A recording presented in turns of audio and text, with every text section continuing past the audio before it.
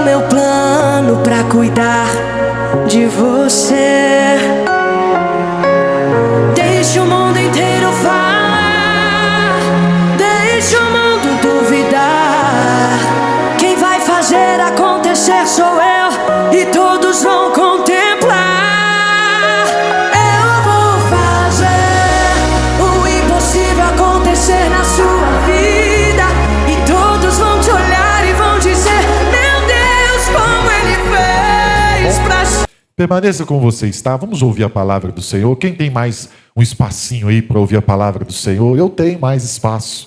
Aí já tem testemunho, tem as danças das meninas, depois tem caldo para nós aqui. Vamos ouvir o presbítero Edmilson trazer uma palavra do céu e do coração de Deus para a sua vida na noite de hoje, em nome do Senhor Jesus.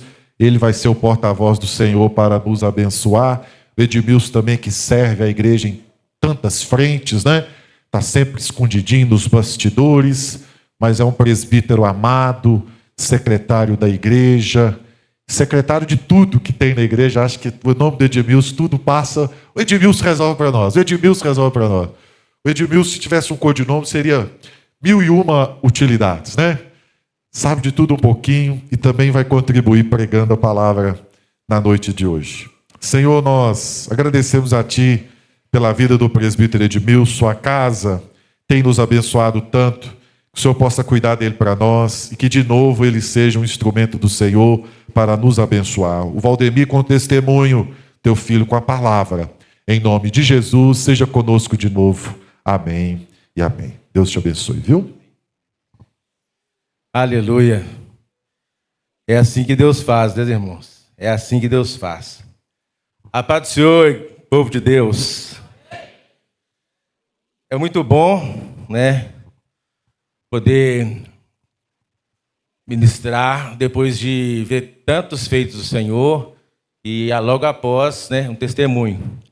Mas, né, a palavra que Deus me deu, ela não é, vamos dizer assim, de cura, milagre, mas eu não posso fugir daquilo que Deus me deu.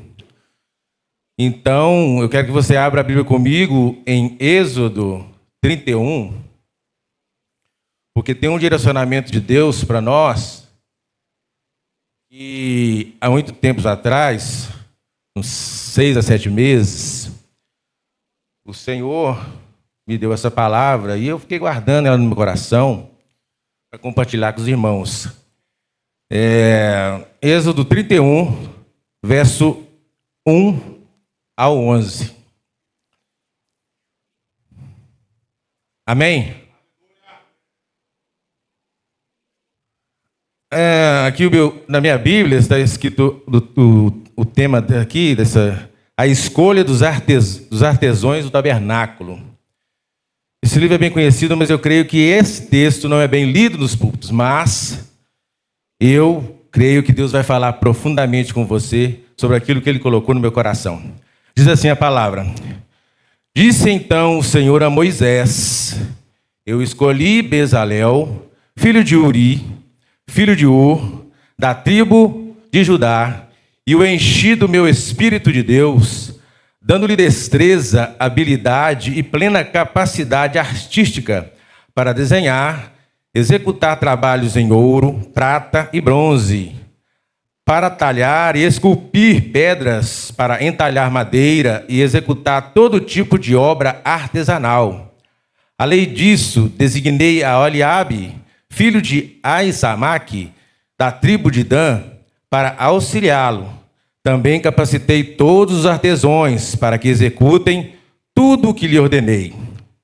Versículo 7.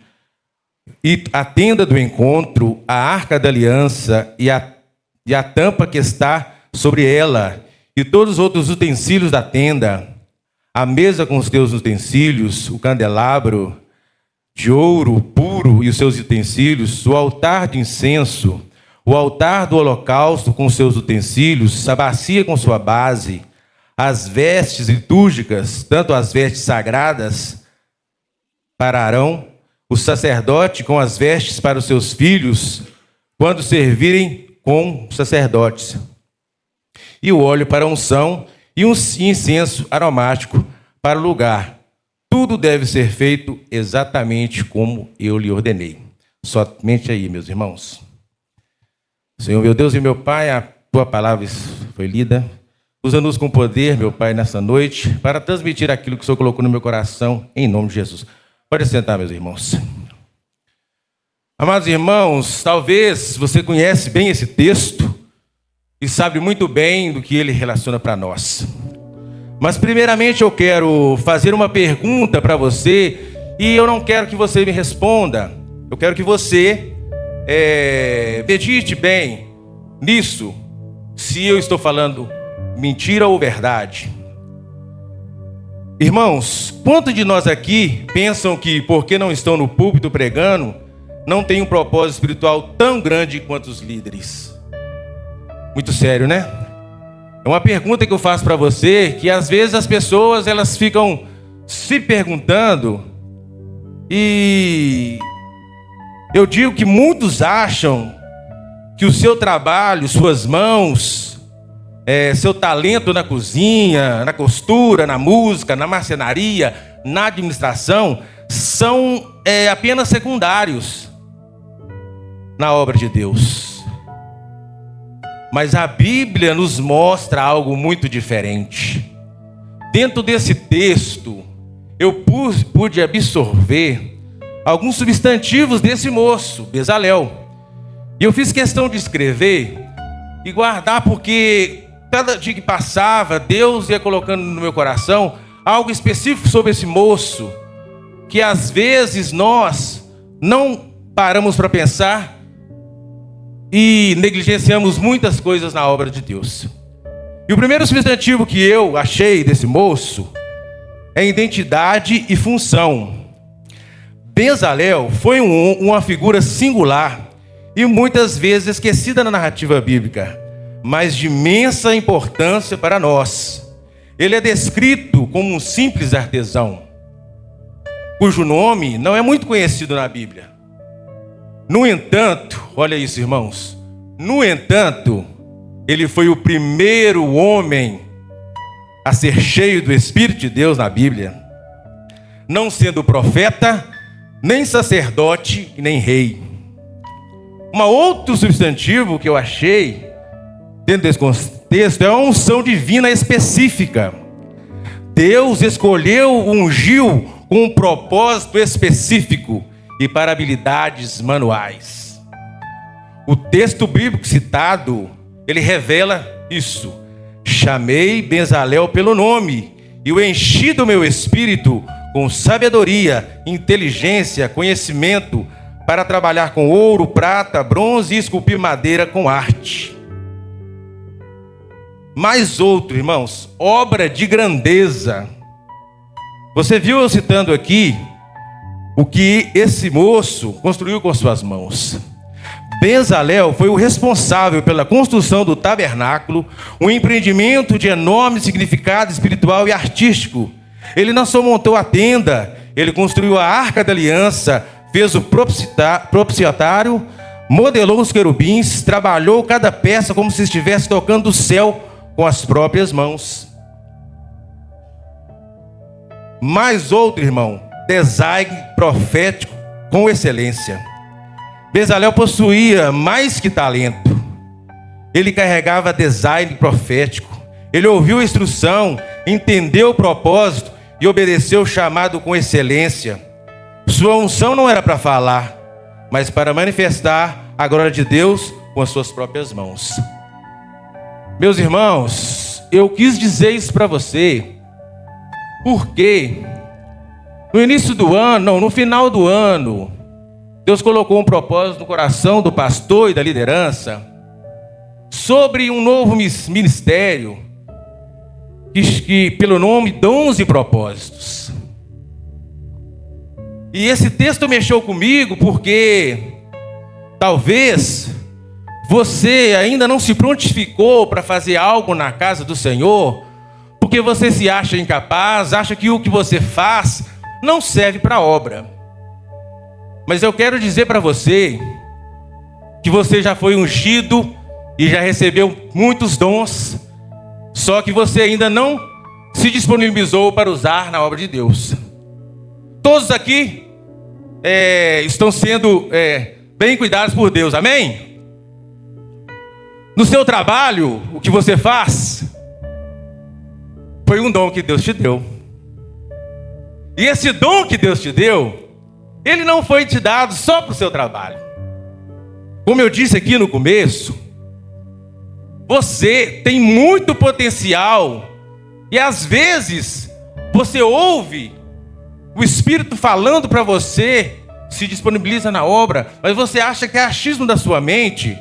E quando você se depara, você vai e negligencia aquilo que Deus quer fazer através da sua vida, dentro da casa dele e na obra dele.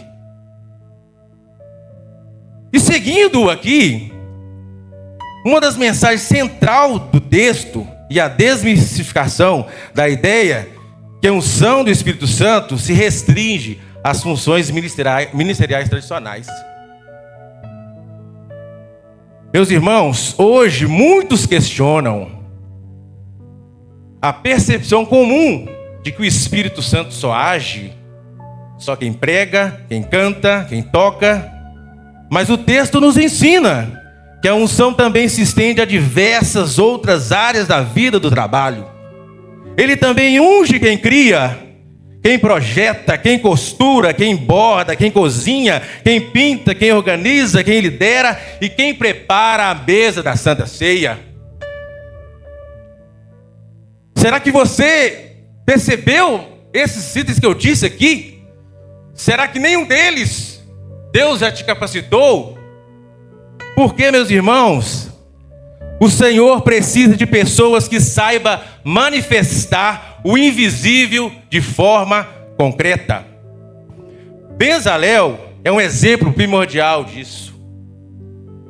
De como a espiritualidade pode expressar através da criatividade do trabalho manual, tornando real e tangível a glória de Deus.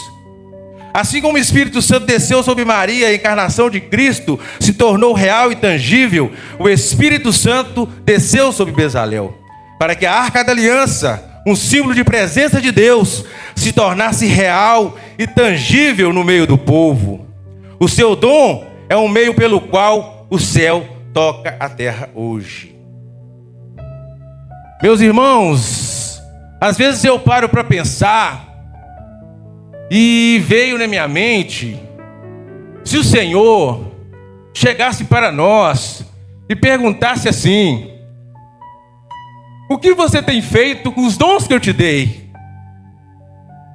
O que você tem feito com os dons que eu te dei? E eu lembrei daquela parábola dos talentos.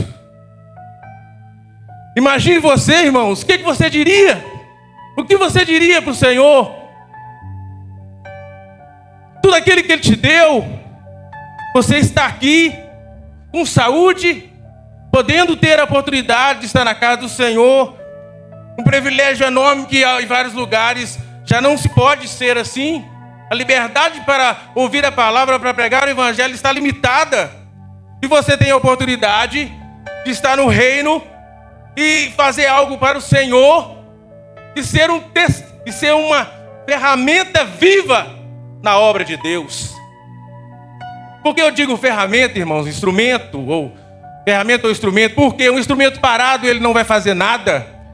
Eu digo para você que você pode ser um instrumento vivo para a glória de Deus, com os talentos e os dons que Ele te deu. E aqui, desse moço, irmão, há uma diferença entre dom e obra-prima.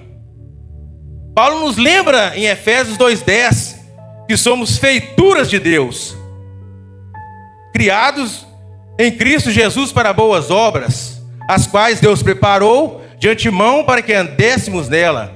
A palavra feitura aqui vem do grego poema, de onde tiramos a palavra poema. Você não é apenas um trabalhador, você é uma obra-prima de Deus. E Bezalel foi chamado para transformar essa obra-prima em realidade física, materializando a glória de Deus do tabernáculo. Eu anotei aqui também, irmãos, que Bezalel significa, a palavra Bezalel, o nome dele significa na sombra de Deus. Quando olhamos para o nosso próprio nome e para quem somos, precisamos entender que nossa identidade está à sombra do Todo-Poderoso. O propósito de Deus para a sua vida não é um acidente.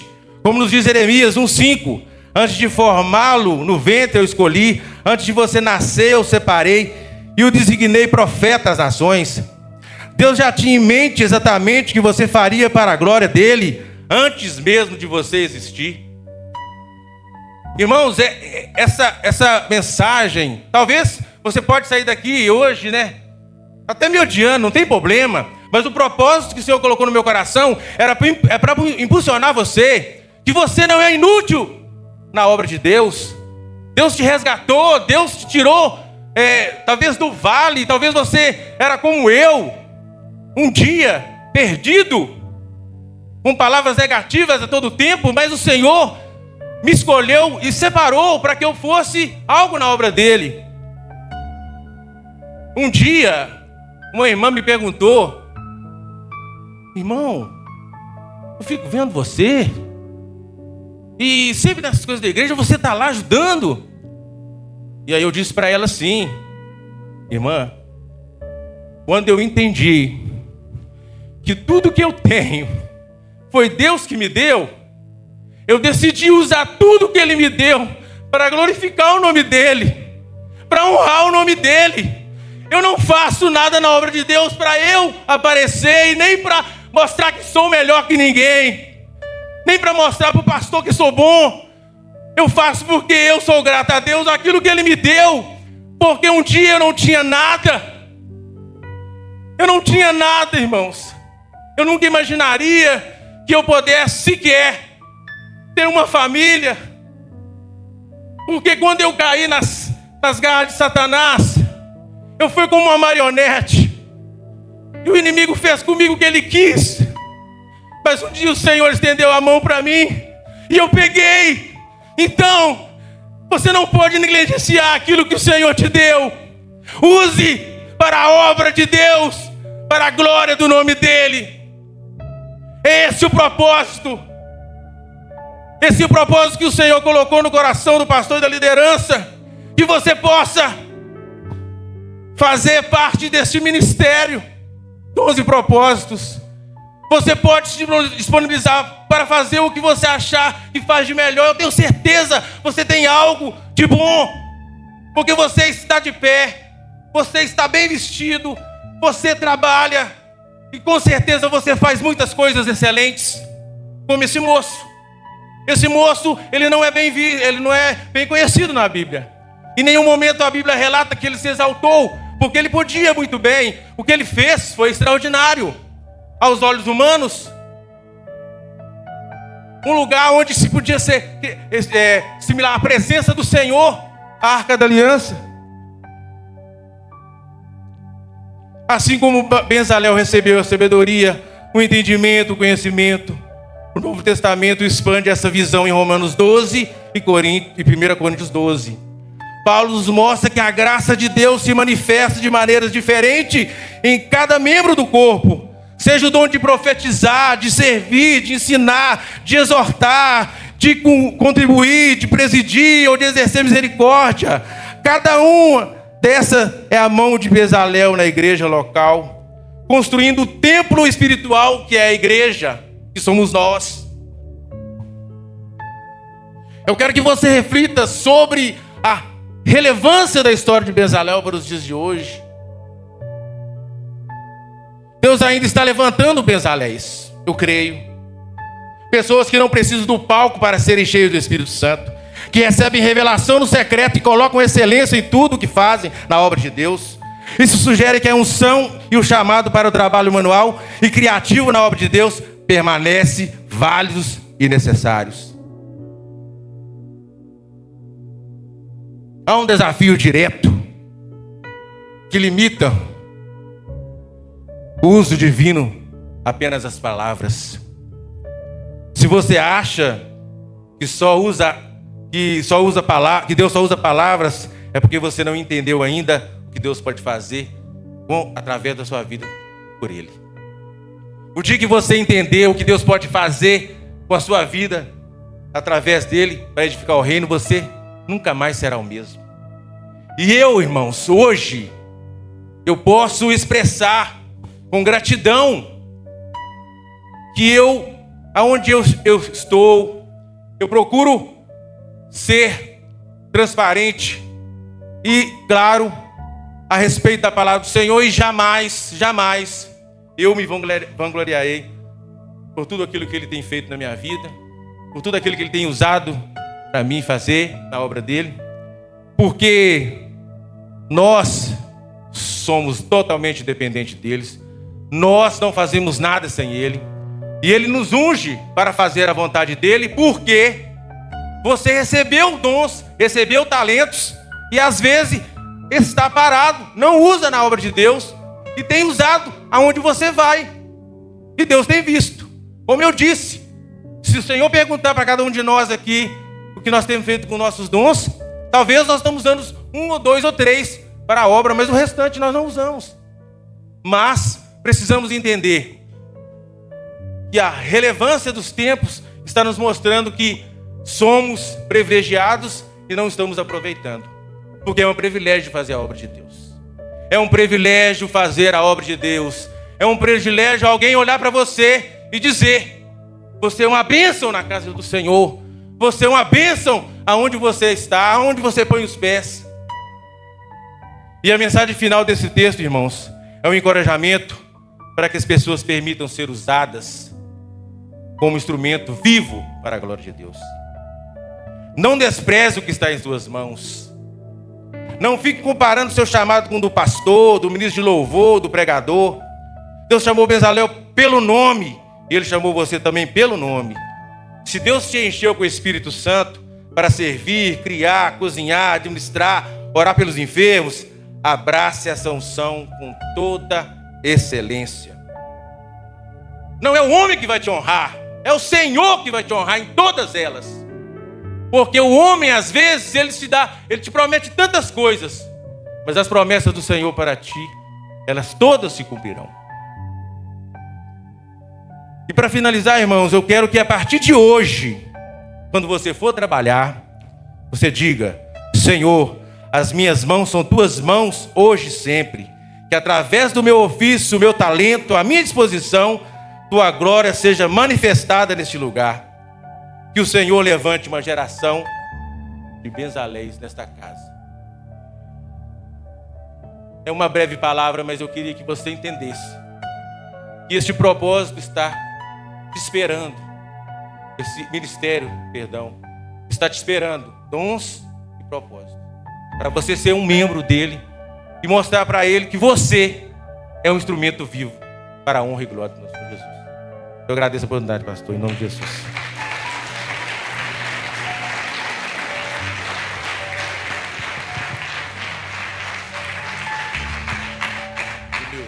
Muito obrigado. Graças a Deus. Muito bom ouvir o presbítero Edmilson à frente hoje trazendo essa palavra, que geralmente o Edmilson ele fala um pouco daquilo que ele de fato é, né? Esse nosso colaborador aí dos bastidores, né? Mas que tem sido uma grande bênção na vida da igreja.